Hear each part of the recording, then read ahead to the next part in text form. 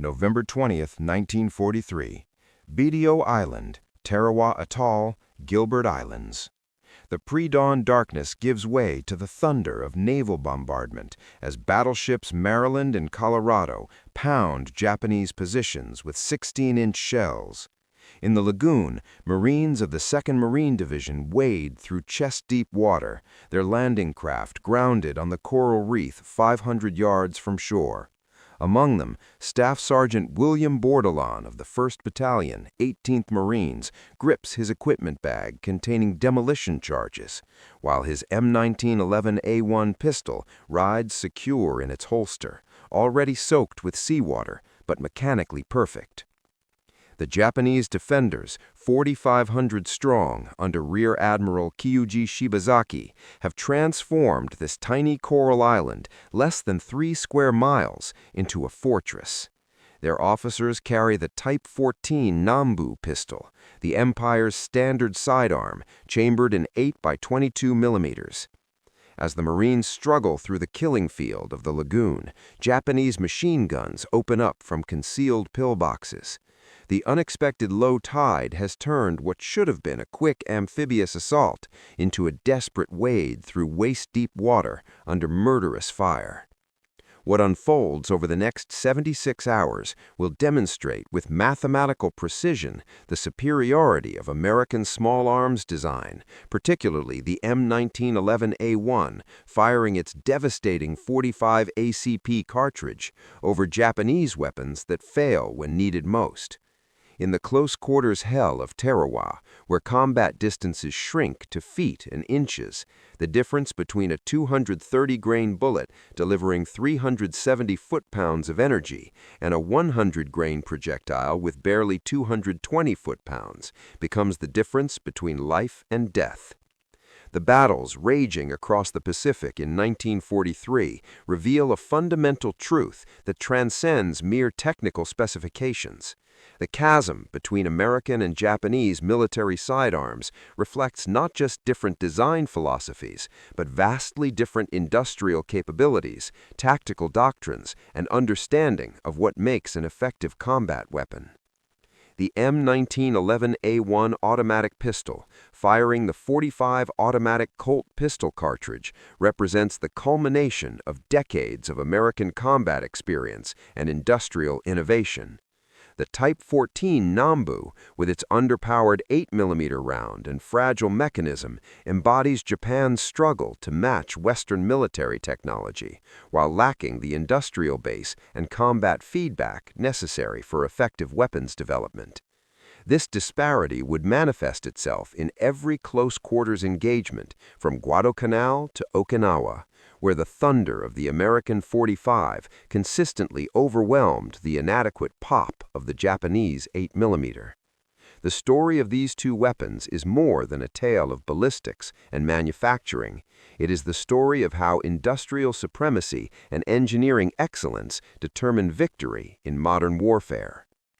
The genesis of the M1911A1 lies not in the Pacific, but in the Philippine jungles 4 decades earlier. During the Philippine-American War of 1899 to 1902, American troops faced a horrifying tactical problem that would reshape military sidearm development forever. The Moro Juramadores, Muslim warriors who bound their limbs with leather to prevent blood loss and ingested native drugs to dull pain, launched suicidal charges against American positions. The standard Army sidearm, the Colt Model 1892 double-action revolver, chambered in .38 long Colt, proved catastrophically inadequate. Colonel Louis Lagarde documented the typical encounter in his medical reports. Soldiers would empty their revolvers into charging Moros, placing multiple shots center mass, only to watch in horror as their attackers continued forward to kill Americans with blade weapons.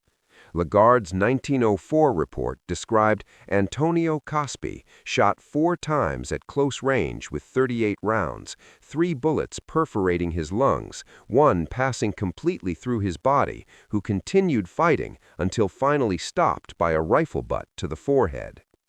The 38 long Colt's 150-grain bullet at 770 feet per second simply lacked the kinetic energy transfer necessary for immediate incapacitation. This failure prompted the most comprehensive ballistic study ever undertaken for military small arms, the Thompson-Lagarde tests of 1904. Colonel John T. Thompson, who would later develop the Thompson submachine gun, and Major Louis Anatole Lagarde of the Medical Corps were tasked with determining the minimum effective caliber for military pistols. At the Nelson Morris Company Union Stockyards in Chicago, they conducted tests that would be considered barbaric by modern standards, but provided crucial scientific data. The tests involved shooting live cattle and human cadavers with various calibers: 7.65 Browning, 9 by 19 mm Parabellum, 30 Luger, 38 Long Colt, 38 ACP, 45 Colt, 476 Ely, and 455 Webley.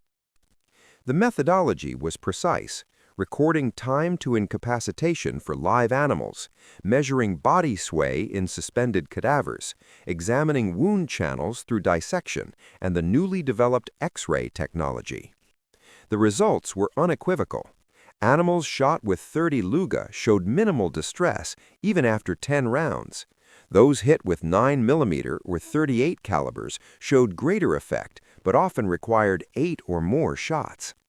Animals struck with 45 caliber rounds typically collapsed by the 4th shot, with immediate and severe physiological trauma evident. The cadaver tests revealed even more dramatic differences. When bullets struck bone shafts, the researchers assigned numerical values to body oscillation. The 45 caliber rounds consistently produced 2 to 3 times more movement than smaller calibers. The board's conclusion was absolute. A bullet which will have the shock effect and stopping effect at short ranges necessary for a military pistol or revolver should have a caliber not less than 45 inches. They noted that below this threshold, no amount of velocity increase within handgun parameters could compensate for insufficient bullet mass. John Moses Browning, already renowned for his firearms innovations, had been working with Colt on a 41 caliber semi-automatic pistol when the Army's requirements became clear. Browning rapidly scaled his design to accommodate a 45 caliber cartridge, creating what would become the Model 1905. The cartridge underwent several iterations between Colt, Winchester Repeating Arms, Frankfurt Arsenal, and Union Metallic Cartridge Company. The original loading, a 200-grain bullet at 900 feet per second, evolved into the standardized military load, a 230-grain full metal jacket bullet at 830 feet per second from a 5-inch barrel. The genius of Browning's design lay in its simplicity and robustness.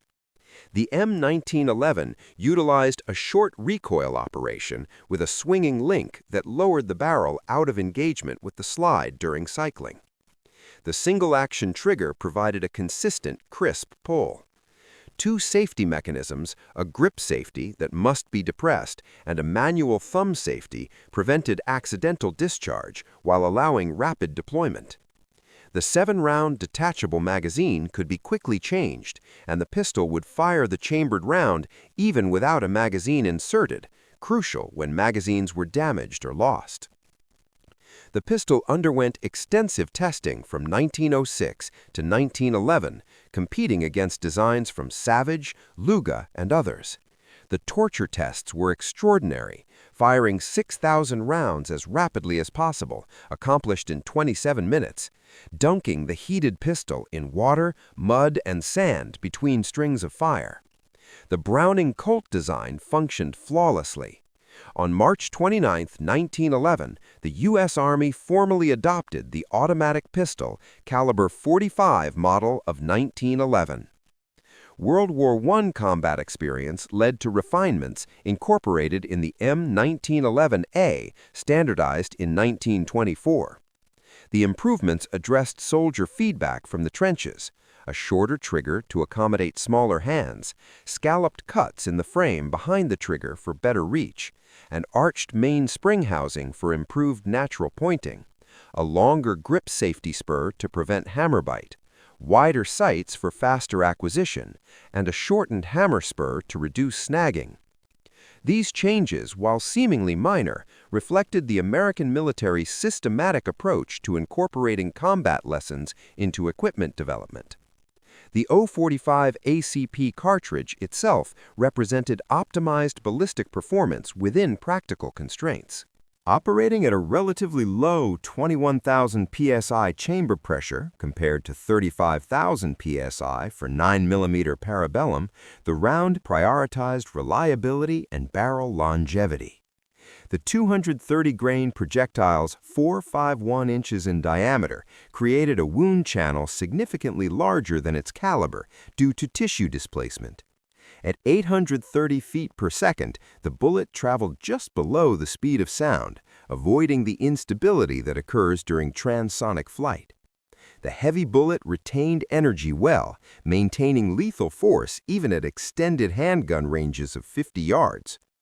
When America entered World War II, the M1911A1 production transformed from peacetime trickle to wartime flood, demonstrating American industrial might at its apex. Colt's Manufacturing Company, holder of the original patents and production expertise, immediately expanded production at their Hartford, Connecticut facility. But even Colt's maximum capacity, approximately 800 pistols per day by 1943, could not meet demand. The Ordnance Department, under Brigadier General Gladian Barnes, orchestrated one of the most successful distributed manufacturing programs of the war. Unlike the artisanal approach required for complex weapons, the M1911A1's robust design allowed mass production techniques. Contracts went to companies with no previous firearms experience but strong manufacturing capabilities. Remington Rand, the typewriter manufacturer, received their first contract in March 1942. Their Syracuse, New York plant, retooled from producing typing machines and adding devices, ultimately manufactured 877,751 M1911A1 pistols, more than any other contractor, including Colt. Their production methodology revolutionized pistol manufacturing. Extensive use of stamping instead of forging, automated checkering of grip frames, and statistical quality control that maintained tolerances while speeding production. Ithaca Gun Company of New York, traditionally a shotgun manufacturer, produced 369,129 pistols. Their innovative use of investment casting for small parts reduced machining time by 60%. Union Switch and Signal Company of Swissvale, Pennsylvania, a railroad equipment manufacturer, produced 55,000 pistols of exceptional quality, incorporating improved heat treatment processes that extended barrel life by 30%. The Singer Manufacturing Company's contribution, though numerically small at 500 pistols, demonstrated American industrial flexibility. These sewing machine manufacturers produced educational guns of such quality that they remain the most sought-after M1911A variants among collectors. Singer developed tooling and processes later transferred to other manufacturers, multiplying their impact beyond their direct production. Parts standardization was absolute. Any component from any manufacturer would function in any frame. Tolerances were deliberately loose, 0.003 to 0.005 inches in most critical dimensions, ensuring function despite manufacturing variations, field contamination, or thermal expansion. This interchangeability proved crucial when depot-level maintenance often involved assembling functional pistols from components of multiple damaged weapons. The ammunition supply chain matched weapon production. Frankfurt Arsenal, the Army's primary ammunition facility, produced over 1 billion rounds of .45 ACP during the war. Western Cartridge Company, Remington Arms, and Winchester Repeating Arms added another 2 billion rounds. Quality control was stringent. Every lot underwent accuracy testing, pressure testing, and function testing in multiple weapons. Specifications remained consistent throughout production. 230-grain bullet, 5.00 grains of powder, either bullseye or similar burning rate, producing 830 feet per second velocity, plus or minus 25 feet per second. Special ammunition variants demonstrated American innovation. The M12 shot cartridge, developed for aircrew survival kits, contained 118 pieces of number 7.5 birdshot in a paper capsule, effective against small game to 10 feet. The improved M15 shot cartridge used a blue wax capsule for better moisture resistance. Tracer rounds for training allowed shooters to see their bullet paths. Proof loads marked with stained cases tested +P pressure resistance during manufacturing. The Marine Corps' table of organization evolution reflected combat lessons about pistol importance. In 1942, a Marine division was authorized 798 pistols primarily for officers, NCOs, and crew-served weapon teams. By December 1943, after Tarawa, this increased to 1,377. By 1945, the authorization reached 1,777 pistols per division. The 1st Marine Division on Okinawa actually carried over 2,000 M1911A1s, with many riflemen acquiring pistols through unofficial channels. Distribution prioritized combat units. The 2nd Marine Division at Tarawa carried 456 M1911A1 pistols for approximately 18,000 Marines, 1 per 12 men. By Iwo Jima, the 5th Marine Division carried 1,789 pistols for similar strength, 1 per 10 men. Army units showed similar patterns. The 77th Infantry Division on Okinawa carried 1,234 M1911A1s among 16,000 soldiers.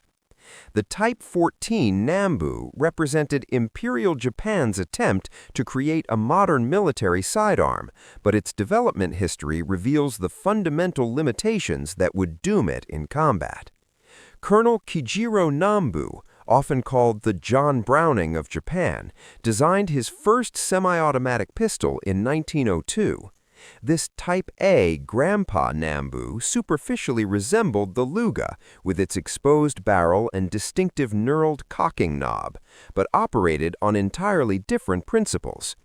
The Type 14, adopted in Taisho 14, 1926 in the Western calendar, evolved from earlier Nambu designs, but incorporated supposed improvements based on Japanese military experience in China. The pistol utilized a locked breech mechanism with a floating locking block. Conceptually sound, but requiring precise manufacturing tolerances. The 8x22mm Nambu cartridge, unique to Japanese weapons, fired a 102-grain bullet at approximately 1,065 feet per second from the Type 14's 4.6-inch barrel.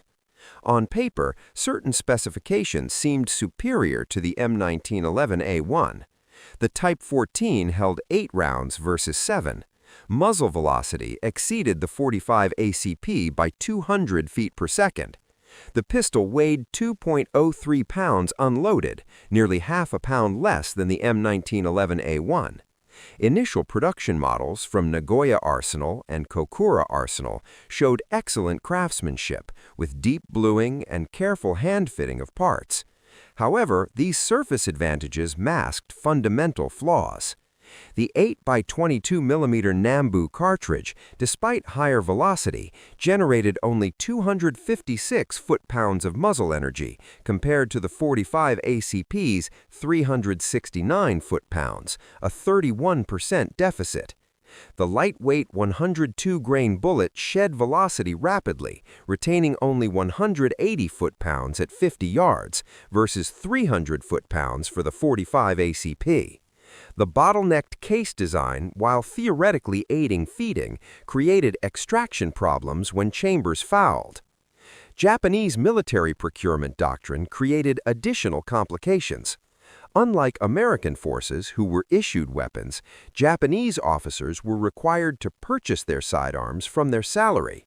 A Type 14 cost 78 yen in 1940, approximately half a lieutenant's monthly pay.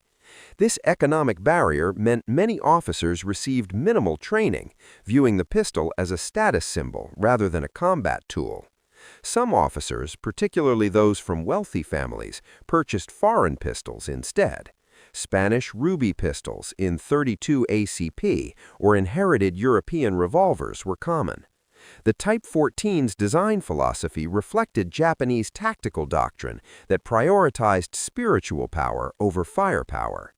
The Imperial Japanese Army's infantry manual devoted more pages to sword technique than pistol marksmanship. Pistols were considered weapons for executing prisoners, controlling subordinates, and ritual suicide, not primary combat tools. This doctrinal blindness prevented recognition of design flaws that would prove fatal in combat. Manufacturing quality deteriorated catastrophically as the war progressed. Pre-war Type 14s featured 17 distinct inspection stamps, careful polishing, and hand-fitting of parts. By 1943, inspection marks reduced to 3, surface finishing was eliminated, and dimensional variations degraded severely. Late-war production from the Torimatsu factory showed tool marks, rough casting, and dimensional variations that would have failed pre-war inspection. The Type 14's most critical design failures centered on its controls and magazine system. The safety lever, positioned on the left side above the trigger guard, required the shooting hands to shift grip or the support hands to operate, impossible when wounded, carrying equipment, or grappling with an enemy. The magazine release, a spring-loaded lever at the bottom front of the grip, often released inadvertently during handling, leaving the pistol unable to fire due to the magazine disconnect safety. The 1939 modification added a magazine retention spring intended to prevent loss of magazines. This improvement made combat reloading nearly impossible. Magazines had to be yanked out against spring pressure, often requiring both hands. In tropical conditions, corrosion welded magazines in place. Marines reported capturing Type 14s with magazines frozen solid, hammered unsuccessfully in desperate attempts to reload. Production statistics reveal Japan's industrial limitations. From 1926 to 1945, approximately 400,000 Type 14 pistols were manufactured across all arsenals and subcontractors. Monthly production peaked at 3,500 units in 1944, but quality was abysmal. The Nambu Rifle Manufacturing Company, Chikyo Company, and Tokyo Gas and Electric subsidiaries produced pistols with such poor quality control that parts from different manufacturers or even different production runs from the same factory would not interchange. The Type 14 Nambu's failures in combat weren't isolated incidents, but systematic design flaws that reflected fundamental misunderstanding of combat requirements. Each deficiency, perhaps tolerable in isolation, combined to create a weapon that failed catastrophically under Pacific combat conditions. The safety mechanism represented the most immediate tactical liability. Located above the trigger guard on the left side, the safety lever required either shifting the firing grip, losing sight picture and trigger finger position, or using the support hand. In close combat, where milliseconds mattered, this two-handed operation proved fatal. Marines reported numerous instances of Japanese officers futilely attempting to disengage safeties while being overrun. The M1911A1's ambidextrous safety, operable with the thumb of the firing hand while maintaining grip and trigger position, could be disengaged while drawing from the holster. The magazine disconnect safety, intended to prevent accidental discharge with the magazine removed, transformed into a critical vulnerability. When magazines were damaged, lost, or frozen in place by corrosion, the entire weapon became inoperable. Unlike the M1911A1, which would fire its chambered round without a magazine, the Type 14 required a functioning, properly seated magazine to operate. In the coral sand of Tarawa, or volcanic ash of Iwo Jima, where magazines were easily damaged. This feature rendered countless Type 14s useless.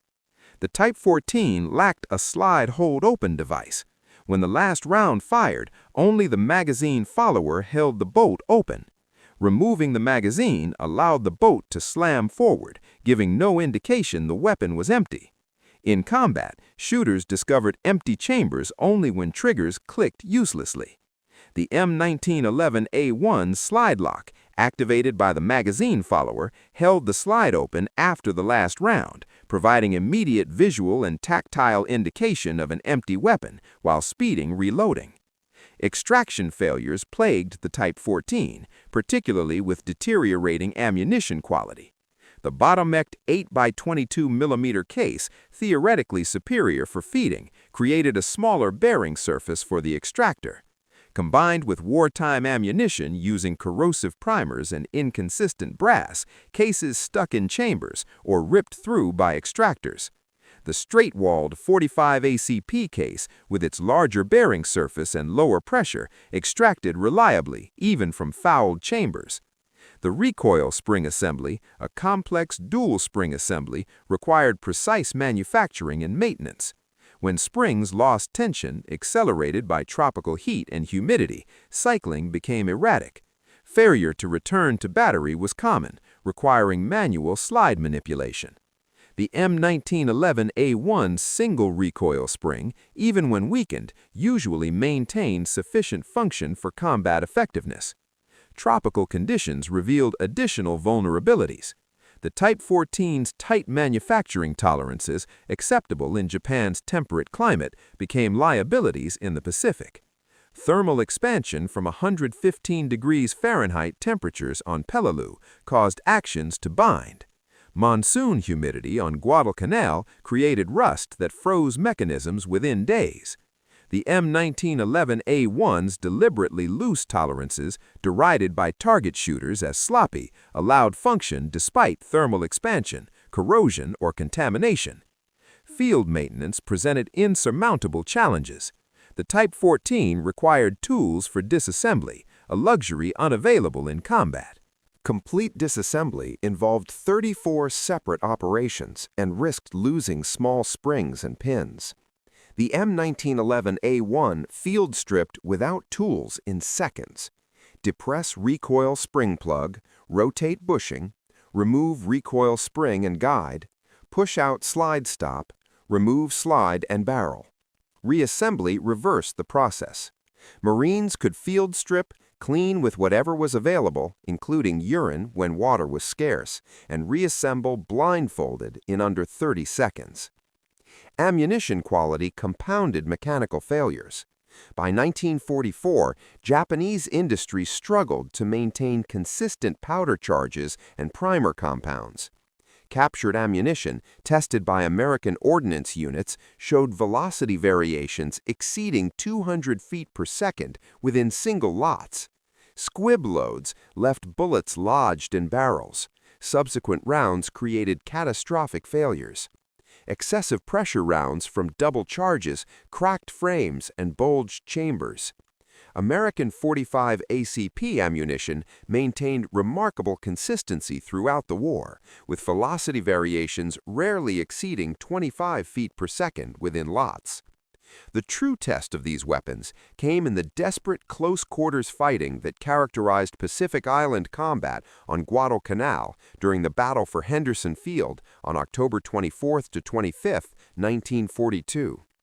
Sergeant John Bassilone's actions demonstrated both the M1911A1's effectiveness and the seamless integration of American weapons systems. While Bassilone is famous for his machine gun defense, witnesses reported his extensive use of his M1911A1 when Japanese soldiers breached the perimeter. Private First Class Nash Phillips, wounded in the battle, later testified, Bassilone had a machine gun on the go for 3 days and nights without sleep, rest, or food. He was in a good emplacement and causing the Japs lots of trouble, not only firing his machine gun, but also using his pistol. When Japanese soldiers penetrated the line during hand-to-hand fighting, Bassilone's M1911A1 proved decisive. each 230-grain hollow-point bullet. Marines often modified ball ammunition by cutting crosses in the tips, delivered immediate stopping power.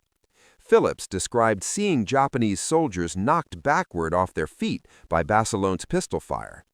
The Japanese assault on Henderson Field involved approximately 3,000 soldiers from the Sendai Division. Marine defenders numbered fewer than 700 along Basilon's sector. The Japanese achieved local numerical superiority of nearly 5-to-1, necessitating maximum effectiveness from every American weapon.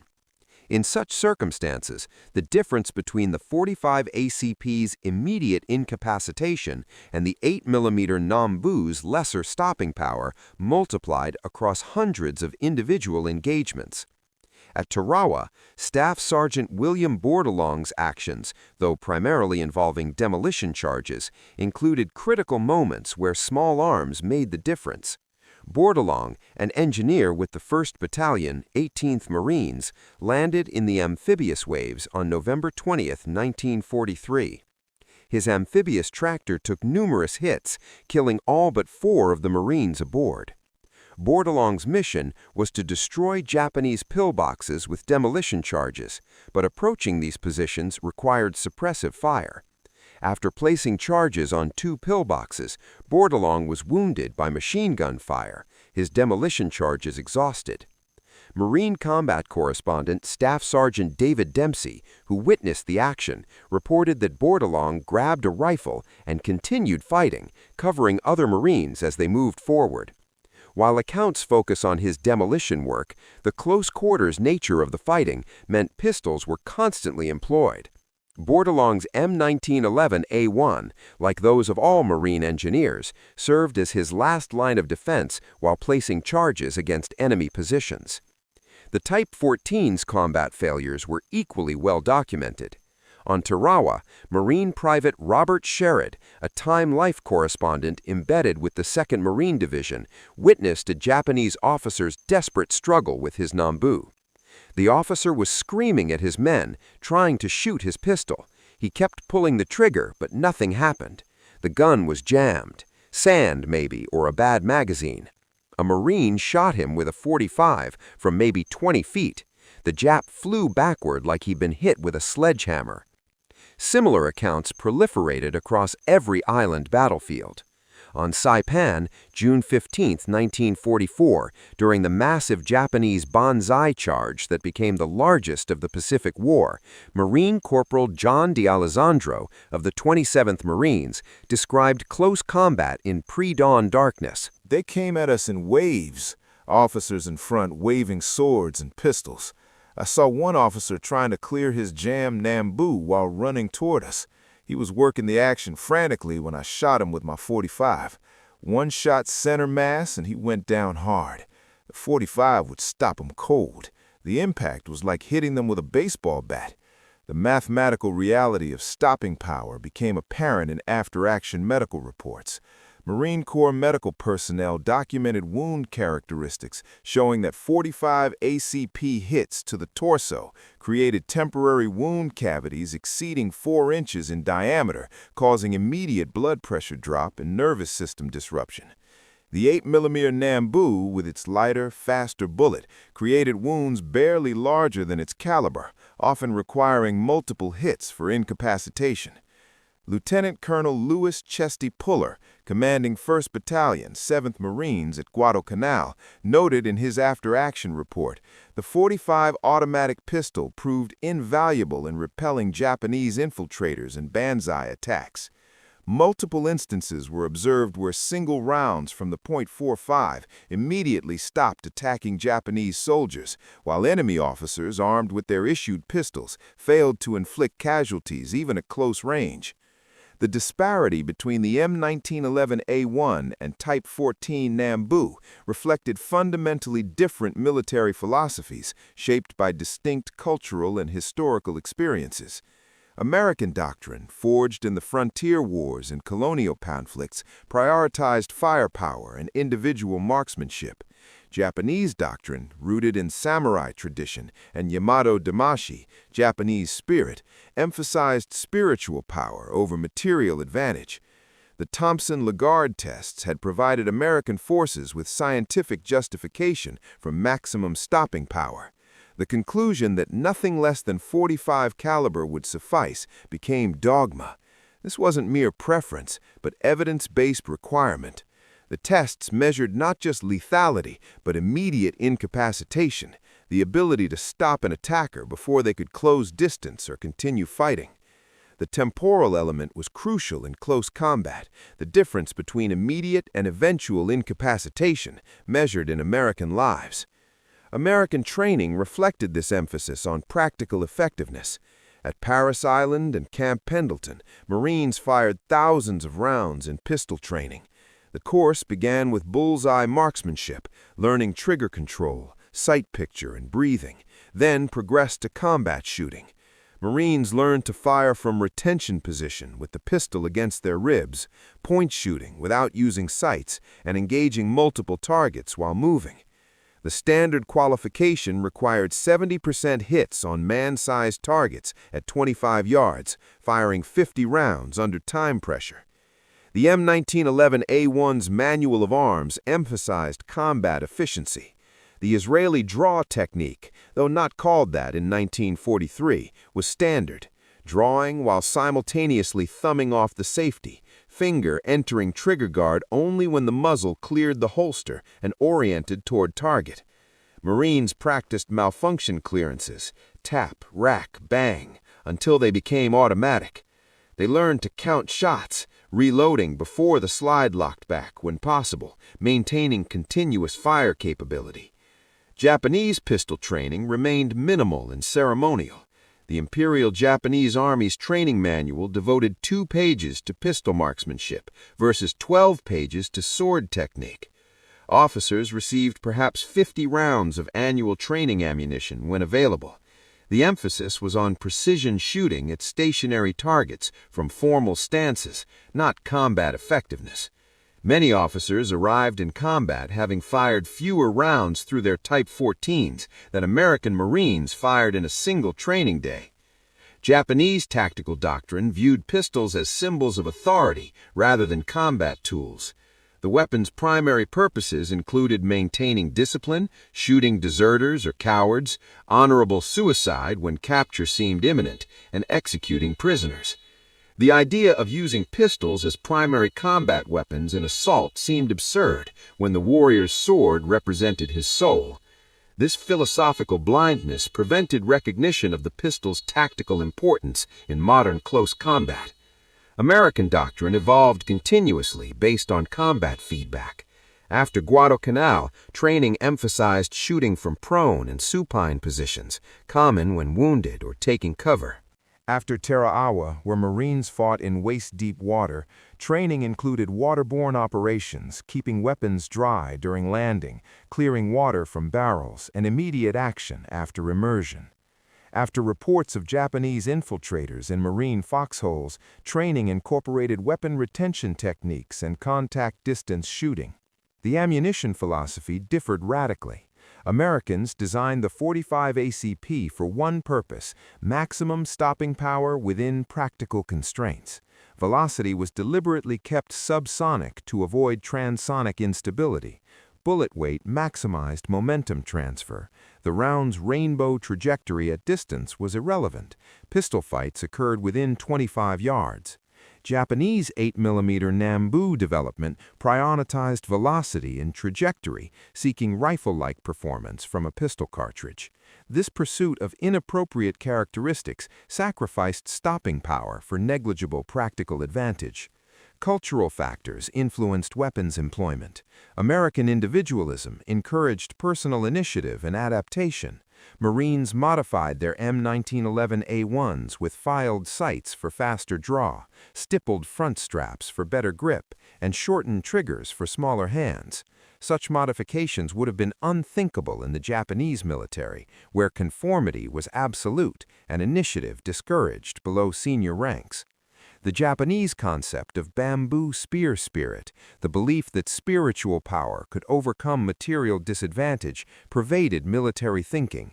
When Chinese forces complained about the Type 14's inadequacy against Russian-supplied weapons, Japanese advisors responded that insufficient warrior spirit, not inferior weapons, caused failures. This denial of material reality prevented systematic improvement of weapons systems. American pragmatism demanded measurable effectiveness. The Bureau of Ordnance conducted continuous testing of ammunition performance, accumulating data on velocity, pressure, accuracy, and terminal ballistics.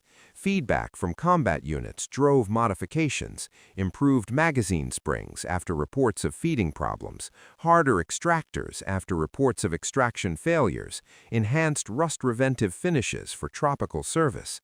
Each modification underwent testing before implementation, ensuring improvements actually improved performance. The Pacific Theater provided the ultimate proving ground for weapons reliability, subjecting both American and Japanese pistols to environmental extremes that would have been impossible to replicate in peacetime testing.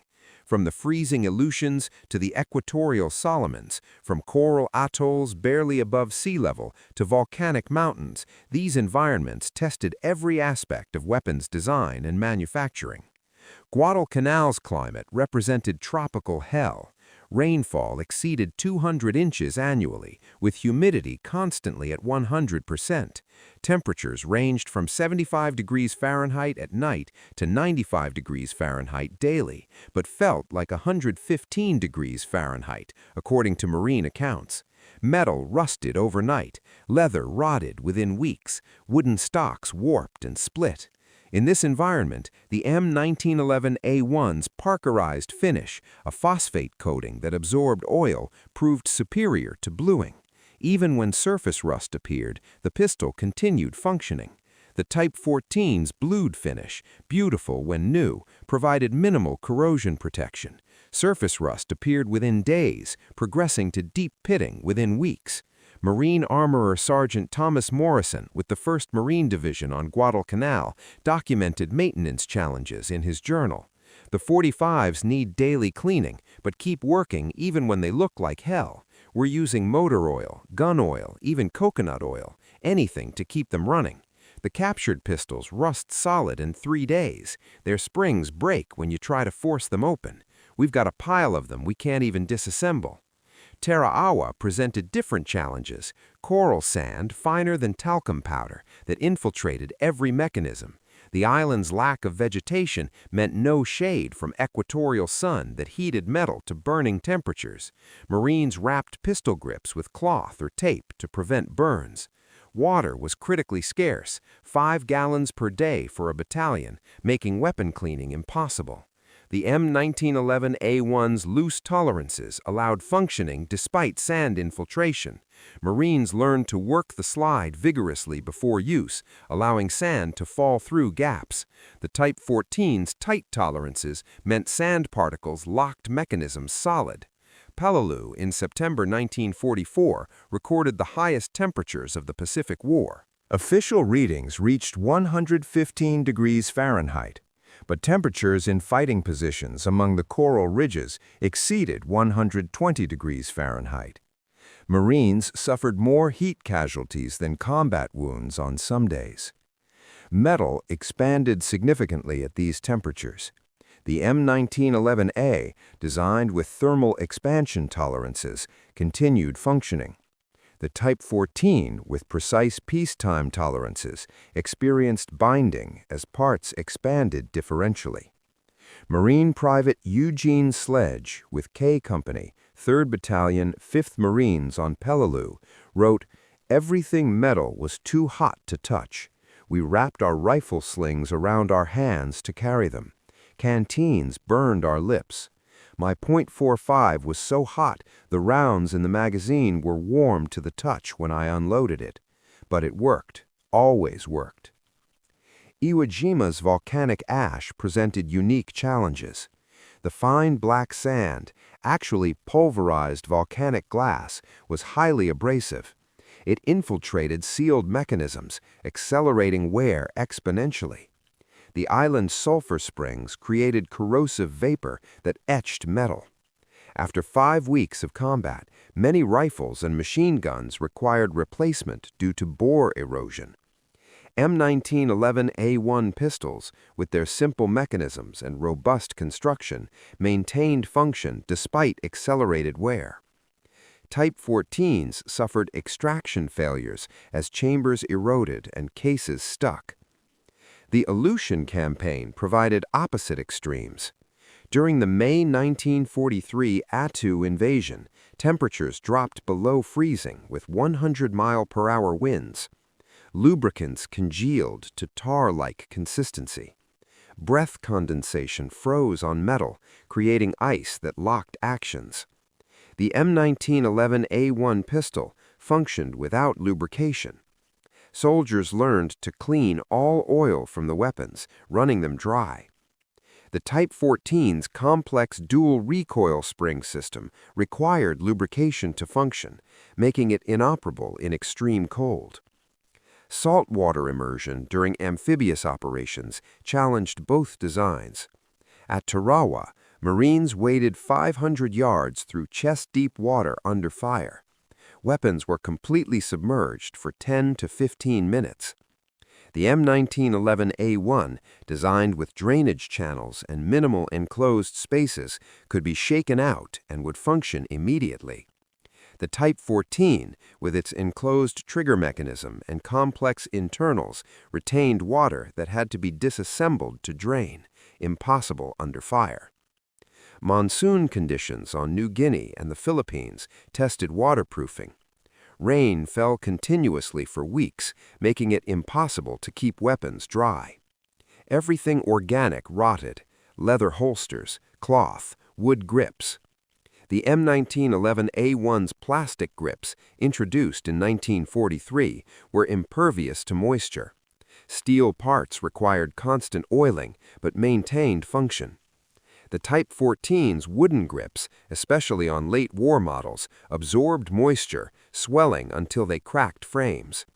The magazine retention spring, added in 1939, rusted in place, making magazine changes impossible. Maintenance supplies reflected different philosophies. American forces received abundant cleaning materials: bore brushes, cleaning rods, patches, CLP, cleaner, lubricant, preservative, and specialized lubricants for extreme conditions. Every Marine carried a pistol cleaning kit. Japanese forces by 1944 often lacked basic cleaning supplies. Captured Japanese documents indicated units sharing single cleaning rods, using palm fronds as patches, and motor oil when gun oil was unavailable. Field modifications demonstrated American adaptability. Marines learned to polish feed ramps with emery cloth to improve feeding, relieve slide to frame fit with valve grinding compound to improve reliability, and replace recoil springs with springs from damaged weapons to maintain proper tension. Such modifications performed at battalion level kept weapons functional despite extreme wear. Japanese forces, lacking spare parts and modification capability, simply discarded malfunctioning Type 14s. The Battle of Okinawa, commencing April 1, 1945, represented the ultimate test of American and Japanese small arms in the Pacific War's largest amphibious operation. Codenamed Operation Iceberg, the invasion pitted 183,000 American soldiers and Marines against 110,000 Japanese defenders on an island that would serve as the staging area for the planned invasion of Japan. The 82-day battle would demonstrate with finality the superiority of American weapons in the war's most savage fighting. Okinawa's terrain differed radically from previous Pacific battlefields. The island stretched 60 miles long and varied from 2 to 18 miles wide, featuring open farmland in the north and rugged ridges honeycombed with caves in the south. Japanese General Mitsuru Ushijima had months to prepare defenses, creating an elaborate system of interconnected caves, tunnels, and fortified positions that would channel American forces into killing zones. This battlefield would demand close-quarters combat, where pistols often determined survival. The American force included the entire 10th Army under Lieutenant General Simon Bolivar Buckner, Jr., comprising the Army's 24th Corps, 7th, 27th, 77th, and 96th Infantry Divisions, and the Marines' 3rd Amphibious Corps, 1st and 6th Marine Divisions. These units carried over 15,000 M1911A pistols, nearly one for every 12 combat troops. Ammunition supplies included 10 million rounds of .45 ACP, reflecting lessons learned about ammunition consumption in prolonged operations. The Japanese 32nd Army, reinforced by naval troops and Okinawan conscripts, represented Japan's last cohesive military force outside the home islands. Officers carried Type 14 Nambus, but ammunition shortages were critical. Documents captured from the Japanese 62nd Division indicated an allocation of only 20 rounds per pistol for the entire campaign.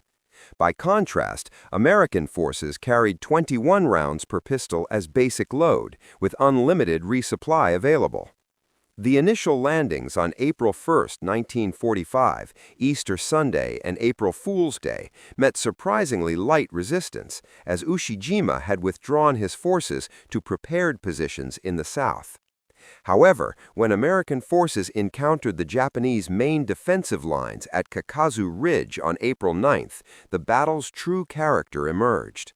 The fighting devolved into savage close-quarters combat, where distances were measured in feet and survival often depended on who could bring effective firepower to bear fastest.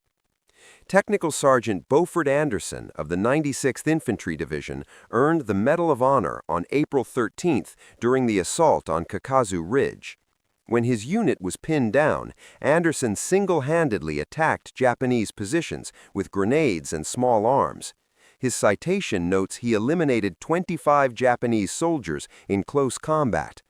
Witnesses reported Anderson extensively used his M1911A1 when Japanese soldiers emerged from spider holes at point-blank range. "The .45 saved my life a dozen times that day," Anderson later stated. "When they popped up from holes right under you, there was no time to swing a rifle around. The .45 knocked them down instantly."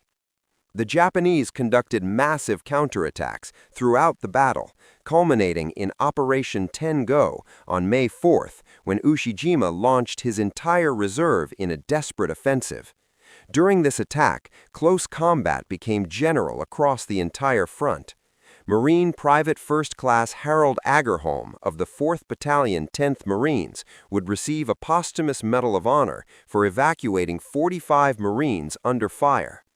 Witnesses reported Agerholm carried his M1911A1 in one hand, while dragging wounded with the other, firing at Japanese infiltrators who approached his casualties. Cave warfare on Okinawa created unique combat conditions that maximized the importance of pistols. The Japanese had transformed natural caves into elaborate defensive complexes with multiple levels, interconnecting tunnels, and concealed firing ports. Attacking these positions required Marines and soldiers to enter confined spaces where rifles were unwieldy. The M1911A1 became the primary weapon for cave clearing. Marine Corporal Donald Hiss of the 1st Marine Division described cave operations. "You'd throw in white phosphorus grenades to burn out the oxygen, then go in with pistols and flashlights. The .45 was perfect for this work.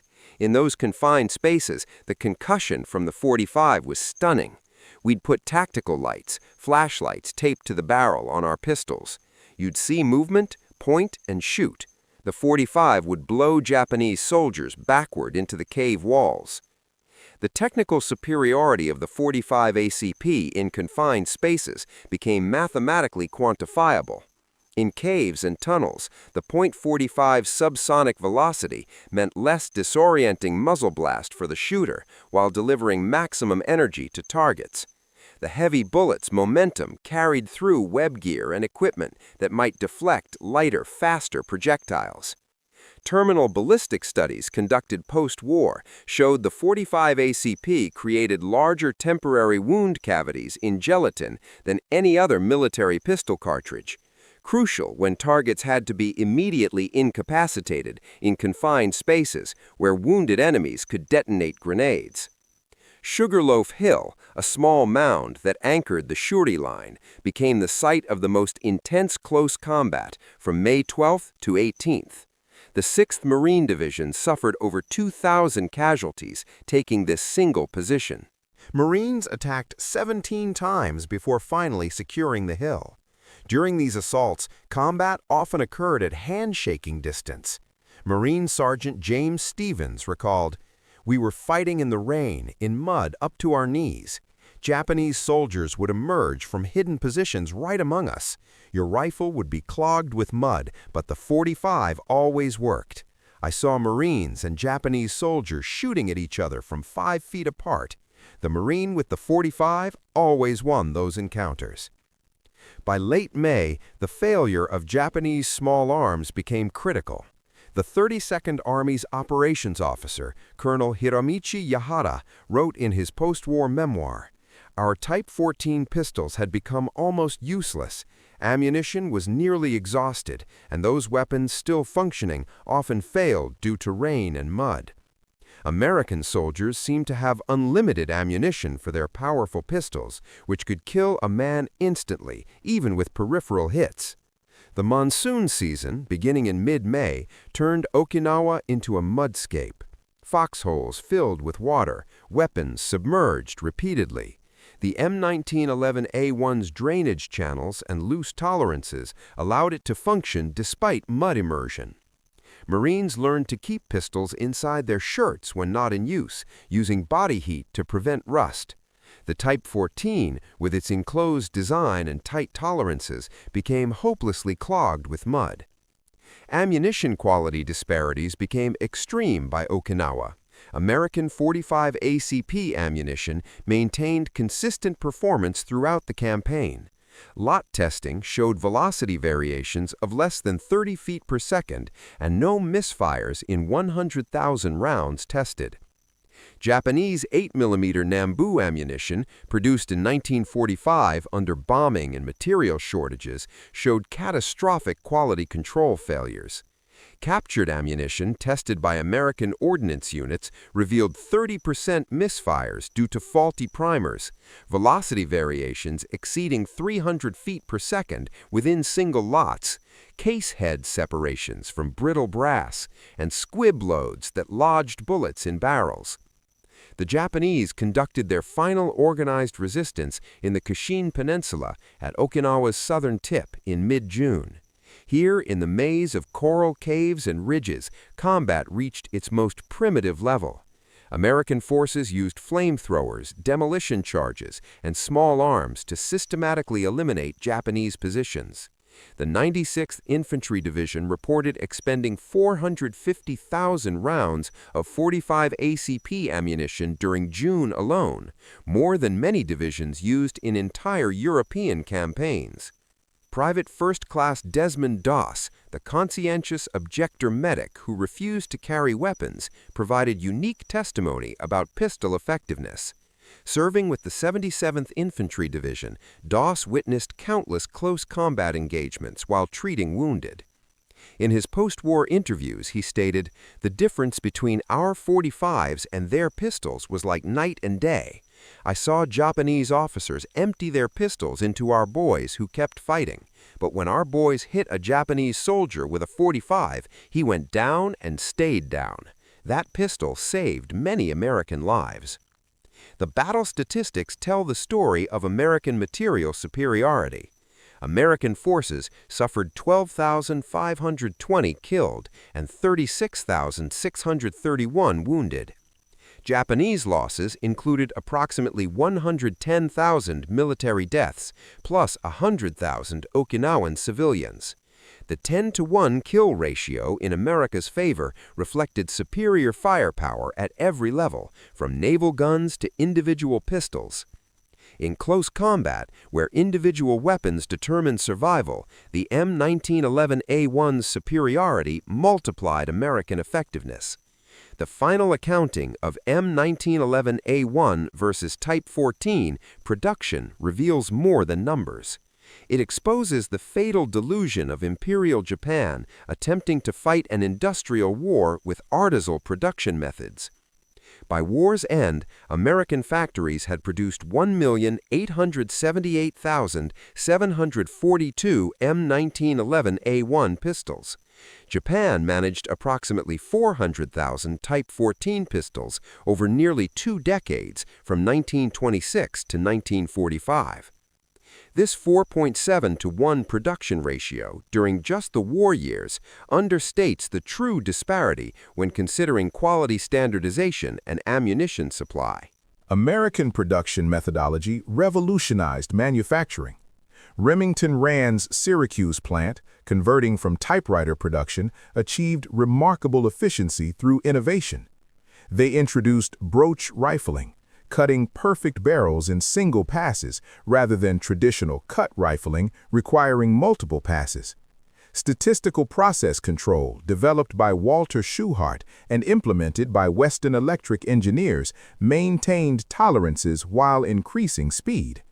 By 1943, Remington Rand produced 1,000 pistols daily with fewer than 1% rejection rate. The learning curve demonstrated American industrial adaptability. Colt, with decades of experience, required 1.2 man-hours to produce one M1911A, one frame in 1942. Remington Rand, starting from 0 firearms experience, achieved 0.8 man-hours per frame by 1943 through superior industrial engineering. Ithaca Gun Company introduced fixture designs that reduced machining setups by 60%, innovations later adopted across all manufacturers. Parts interchangeability was absolute. In November 1943, Army Ordnance conducted a demonstration at Aberdeen Proving Ground. Armorers disassembled 100 M1911A1 pistols from different manufacturers, mixed all parts randomly, and reassembled them blindfolded. All 100 pistols functioned perfectly. This interchangeability proved crucial when depot-level maintenance involved assembling functional weapons from damaged ones. Japanese Type 14 parts, even from the same manufacturer, often required hand-fitting. The economic efficiency was staggering. In 1942, the unit cost of an M1911A1 was $31.42. By 1945, improved production methods reduced this to $15, less than half despite wartime inflation. The Japanese Type 14, requiring extensive hand-fitting, cost 78 yen throughout the war, equivalent to $31.20 in 1941, but representing a far greater portion of Japanese industrial capacity. Ammunition production dwarfed weapon manufacturing. American factories produced approximately 3.5 billion rounds of .45 ACP during World War II. This equated to 1,862 rounds for every M1911A1 manufactured, sufficient for extensive training and combat consumption. Japanese 8mm Nambu production totaled approximately 100 million rounds from 1926 to 1945, or 250 rounds per pistol over 2 decades. By 1945, Japanese forces allocated 20 rounds per pistol for entire campaigns. Quality control revealed philosophical differences. Every American M1911A1 underwent proof testing with high-pressure cartridges generating 30% over standard pressure. Barrels were air-gauged to ensure dimensional consistency. Function testing required 100 rounds without malfunction. Random samples underwent 5,000-round endurance tests. Metallurgical analysis ensured proper heat treatment and material composition. Japanese quality control, minimal before the war, essentially disappeared by 1944. Late-war Type 14s show tool marks, dimensional variations, and soft metal that would have failed any inspection standard. The supply chain comparison was equally telling. American manufacturers received specialized steel alloys, SAE 1440 for barrels, 8620 for frames, produced to exacting specifications. Carbide cutting tools, themselves products of American industrial superiority, maintained precise dimensions through thousands of parts. Japanese manufacturers, by 1944, used whatever steel was available.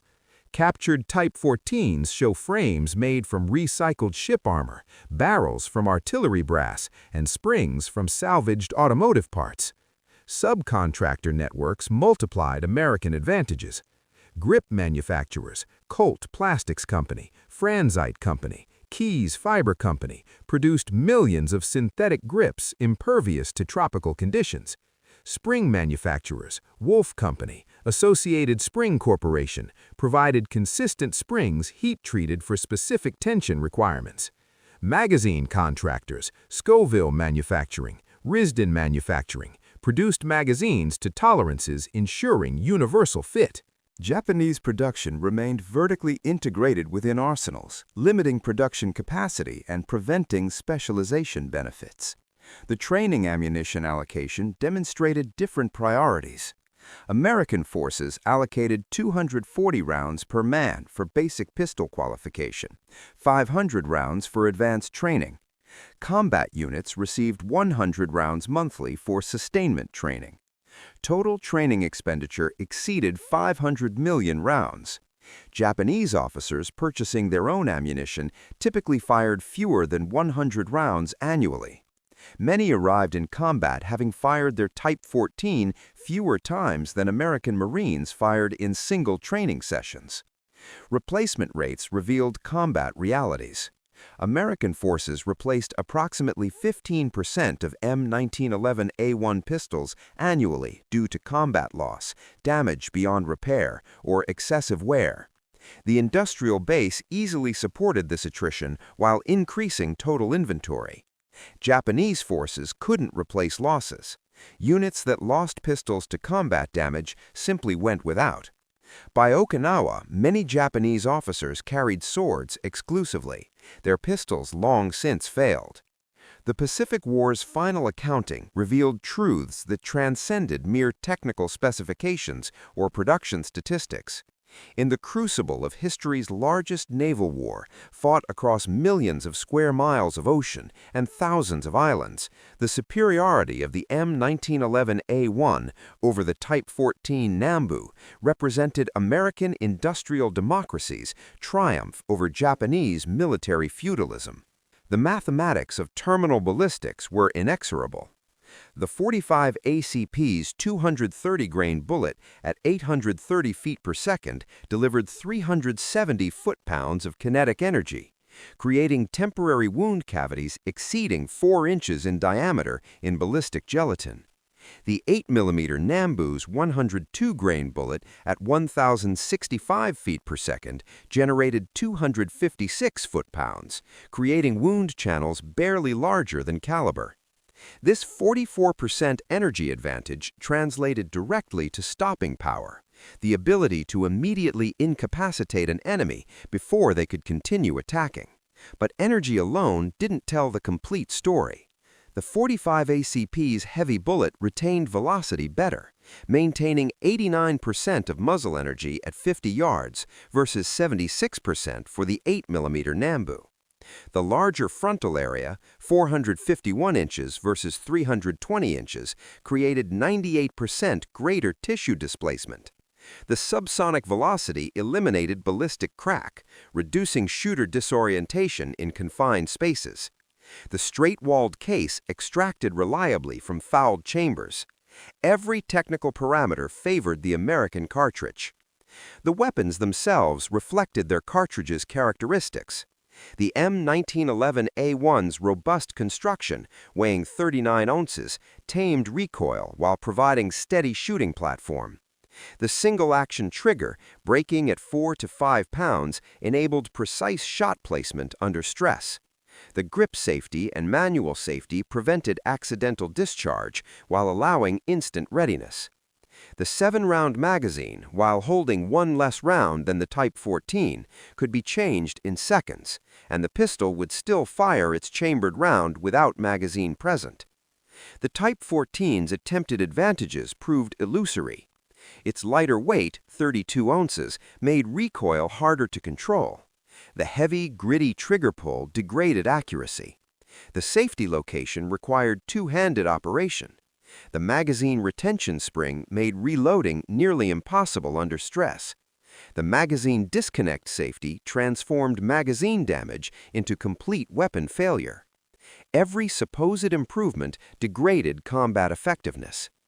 Combat validation was overwhelming. At Guadalcanal, Tarawa, Saipan, Peleliu, Iwo Jima, and Okinawa, the M1911A1 proved itself in thousands of close-quarters engagements. Marines and soldiers trusted their lives to the pistol, knowing it would function despite mud, sand, water, or neglect. The psychological impact multiplied its effectiveness. Japanese soldiers learned to fear the distinctive boom of the .45, knowing it meant immediate death. Post-war analysis by the United States Strategic Bombing Survey included extensive interviews with surviving Japanese officers. Colonel Susumu Nishiura, staff officer with the 32nd Army on Okinawa, stated, "Your .45 caliber automatic pistol was greatly feared. It would knock a man down with hits to extremities. Our pistols required multiple center hits to stop an American soldier. This disparity in effectiveness was demoralizing to our forces." Lieutenant General Tadamichi Kuribayashi, commanding Japanese forces on Iwo Jima, wrote in his final report before his death, "American material superiority is overwhelming." Their individual weapons, particularly their powerful pistols, gave them great advantage in close combat where spiritual power cannot overcome mechanical superiority. This admission from an officer who had spent years in America as a military attaché revealed Japanese recognition of their material inadequacy. The industrial disparity was insurmountable. American factories produced more M1911A pistols in 1943 alone, over 600,000, than Japan manufactured Type 14s in 2 decades. American quality improved throughout production, while Japanese quality collapsed. American ammunition supply was unlimited, while Japanese forces hoarded every cartridge. American training was extensive, while Japanese training was minimal. Every measurable parameter favored American forces by factors of 3-to-1 to 10-to-1. The human cost crystallized these advantages. Throughout the Pacific War, Marine and Army units armed with M1911A1 pistols consistently achieved kill ratios exceeding 10-to-1 in close combat.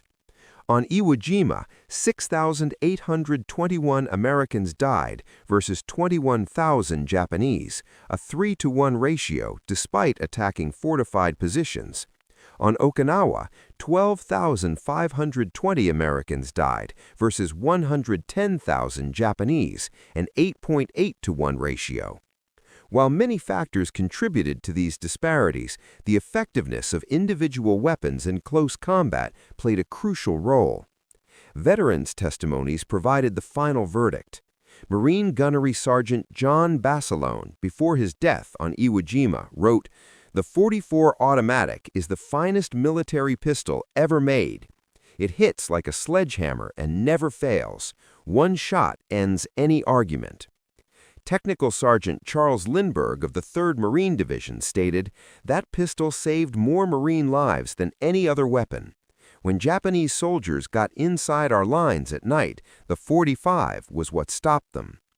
Japanese veterans who survived American .45 ACP hits bore distinctive scars. Dr. Teru Ueno, treating veterans at Tokyo Veterans Hospital post-war, noted, "Wounds from the American .45 caliber pistol were immediately recognizable decades later. The massive tissue damage created distinctive scarring patterns. Veterans shot with this weapon considered themselves fortunate to have survived." The M1911A1's legacy extended far beyond World War II. Special Operations Forces carried it through Korea, Vietnam, and into the 21st century. The Type 14 vanished immediately after Japanese surrender, replaced by American weapons.